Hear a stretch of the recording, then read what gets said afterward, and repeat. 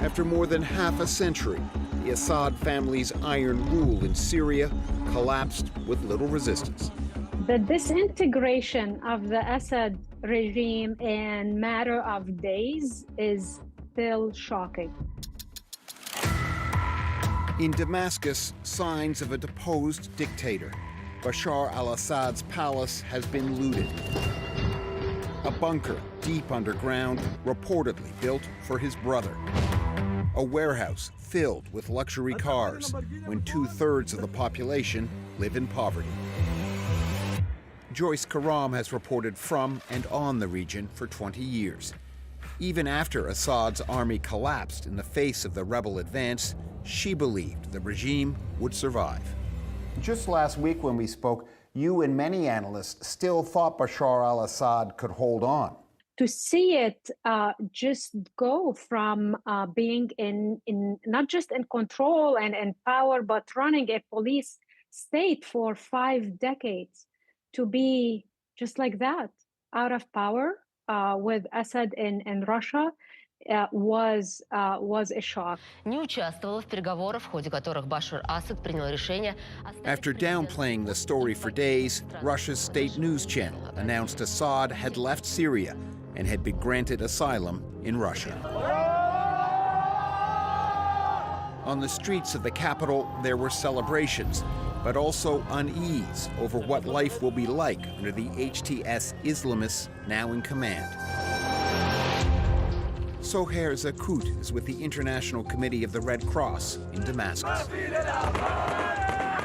It's a status of chaos right now. And I won't say it's safe, I won't say fighting has ended, because we continue hearing the shooting from now and then, and curfew has been imposed. At the infamous Sadnaya prison, there are desperate efforts to free inmates.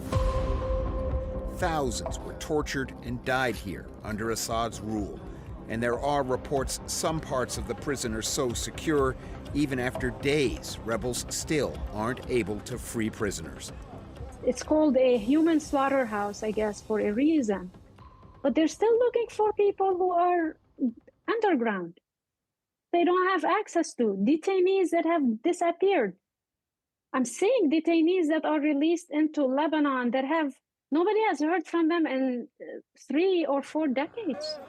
All eyes now are on the leader of the Islamist rebels, who now control the capital.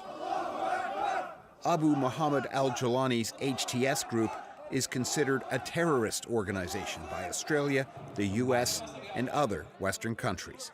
In the past, you have talked about strict Islamic rule. Is that still the plan? People who fear Islamic governance either have seen incorrect implementations of it or do not understand it properly. Very interesting, he actually went on CNN, not on Al Jazeera or Arabiya. He wants to address a Western audience. But the image he portrayed is, rehabilitation is a diplomatic way of putting it. But I mean, this is a guy who led a terrorist group for a decade before Jabhat al-Nusra changed and rebranded itself. It became HTS. It's not clear yet how HTS will govern or what kind of deal it will strike with the Kurds and other groups that control parts of Syria. But it appears Israel is not waiting to find out. It's suspected of launching airstrikes on Syrian army targets to destroy weapons and keep them away from Islamists. They don't want this technology to fall in the hands of the rebels. Assad, as we discussed, was the devil they knew. They don't have strong relations with any of the opposition.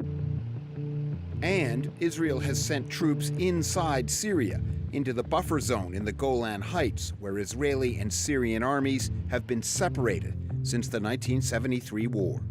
The Syrian army abandoned its positions We gave the Israeli army the order to take over these positions to ensure that no hostile force embeds itself right next to the border of Israel.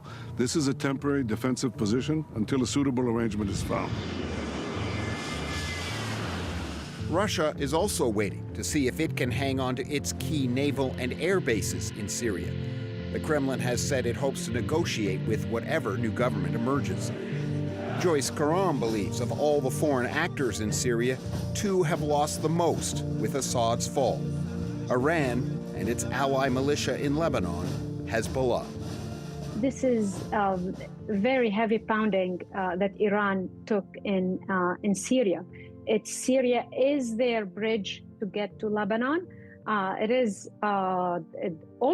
It helps them strategically in being so close to Israel from two borders and not just from the Lebanese border. So Iran, I think, is one of the major losers in the dynamic, the upending dynamic we see unfolding in the Middle East.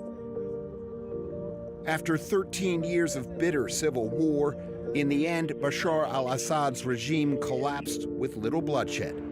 Sohar Zakut hopes that can continue in the months and years ahead. The time has come for the international community to allow the peace process and to allow the time for the Syrians to really have a respite and to really starting rebuilding their lives, but most importantly, their country. But no one group controls Syria. The world is watching to see what kind of country emerges now that Assad is gone.